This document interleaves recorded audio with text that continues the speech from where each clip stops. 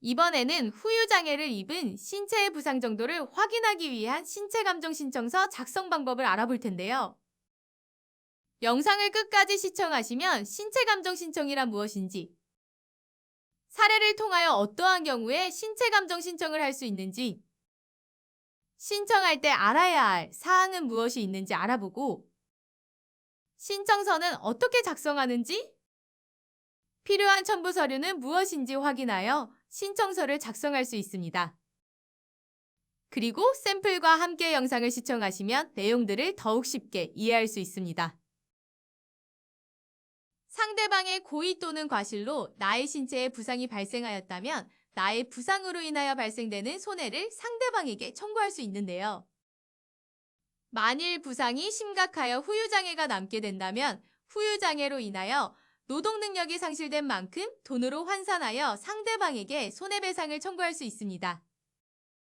이렇게 후유장애가 발생하였다면 구체적인 신체의 부상 정도와 노동능력 상실률을 확인하기 위해서 해당 분야의 전문의에게 신체감정을 받아야 하는데요.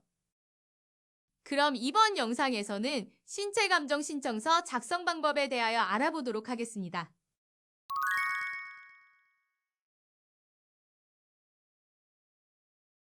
얼마 전에 김모 씨는 이모 씨가 일으킨 교통사고로 발목이 골절되었고 한 달간 입원해 있었습니다.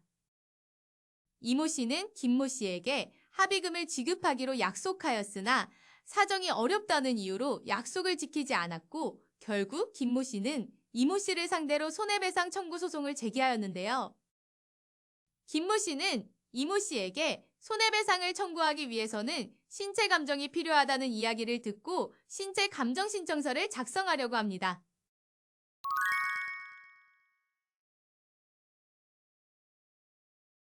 신체 감정 신청서를 작성하기에 앞서 신체 감정이란 무엇인지 간략하게 살펴보겠습니다. 신체 감정은 피감정인의 부상에 대하여 각 분야의 전문의에게 객관적인 의견을 구하고 그 의견을 증거자료로 활용하기 위한 증거조사 방법입니다.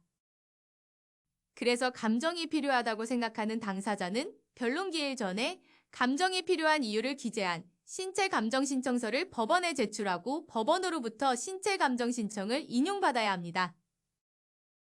신체 감정 신청이 인용되었다면 신청인은 절차에 따른 감정 비용을 예납하고 법원은 정해진 의료기관에 감정 촉탁 의뢰서를 송부합니다. 신체 감정을 촉탁받은 의료기관이 감정하기로 결정하였다면 감정일을 지정하여 신체 감정을 진행하는데요.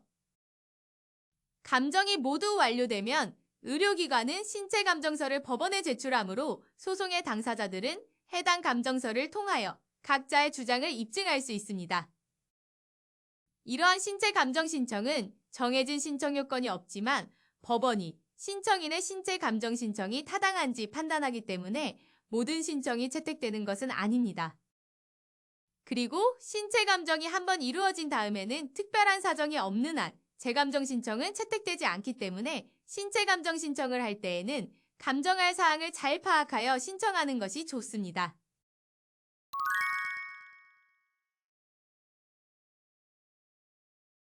신체 감정 신청서를 작성하기 위해서는 감정을 통하여 어떠한 사항을 입증하려고 하는지, 감정할 대상과 감정 촉탁 분야는 무엇인지, 마지막으로 감정할 사항은 무엇인지를 구체적으로 기재해야 합니다.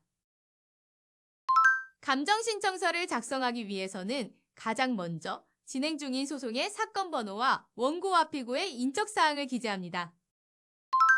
그리고 신청 취지는 위 사건에 관하여 원고는 다음과 같이 감정을 신청합니다. 라고 기재하는데요. 당사자의 명칭은 자신의 상황에 맞게 수정합니다. 입증 취지는 감정 신청을 통해 입증하고자 하는 취지를 기재합니다. 이번 사례는 신체 부상으로 인한 후유장애에 대한 객관적인 판단을 구하기 위한 사례입니다. 그렇기 때문에 신체 감정을 통해 피감정인의 부상의 정도와 노동능력 상실률, 향후 치료비와 향후 개호 여부 및 비용을 확인하기 위한 것이라고 기재하였습니다. 감정 대상에는 감정을 받을 사람인 피감정인의 인적사항을 기재하여 줍니다. 다음, 감정할 분야는 신체 부위를 감정할 수 있는 진료과를 기재합니다. 신체 감정을 진행할 병원은 법원이 지정하기 때문에 신청인은 진료과만 지정할 수 있는데요.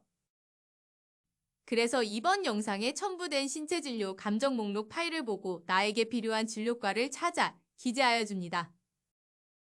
이번 사례는 발목 관절이 골절된 사례이기 때문에 정형외과 발목 관절이라고 기재하였습니다. 첨부 서류는 신체 감정에 참고할 수 있는 진단서, 입원 확인서, 후유장애 진단서 등 의무 기록과 감정할 사항을 기재한 별지 목록을 제출하였는데요. 이 외에도 신체 감정에 참고할 만한 서류가 있다면 함께 제출하여 줍니다. 마지막으로 감정할 사항에 대해서는 별지 목록으로 자세하게 기재하였습니다.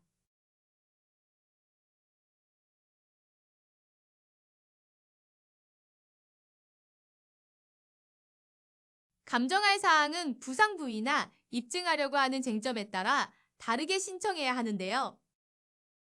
그래서 감정할 사항은 재판에서 쟁점이 되는 사항을 중점으로 작성해야 합니다. 이번 사례는 교통사고로 인한 부상이 후유증으로 남게 될지가 쟁점이지만 만일 감정 대상자가 앓고 있는 병이 기존부터 앓고 있었는지 아닌지를 확인하고 싶다면 발병 시기가 쟁점이 됩니다. 그래서 피감정인의 부상, 질병 등 쟁점 사항에 따라 감정할 사항을 잘 구분하여 질의하여야 합니다. 이렇게 모두 작성한 신청서는 소송이 진행 중인 법원에 제출합니다. 신체 감정 신청이 인용되면 일반적으로 감정할 분야별로 통상 40만 원의 감정 비용을 예납해야 합니다. 법원에서는 감정을 진행할 의료기관에 감정 촉탁 의뢰를 송부하고 해당 병원에서는 감정일을 지정하는데요. 만일 장기간 동안 의료기관에서 연락이 없다면 지정된 의료기관으로 연락해서 감정일자를 직접 지정해야 합니다.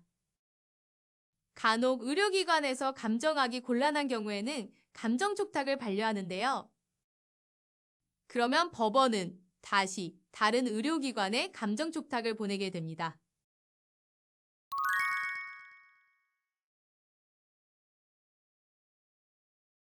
이번 영상에서는 신체 감정 신청 방법에 대해 알아보았는데요.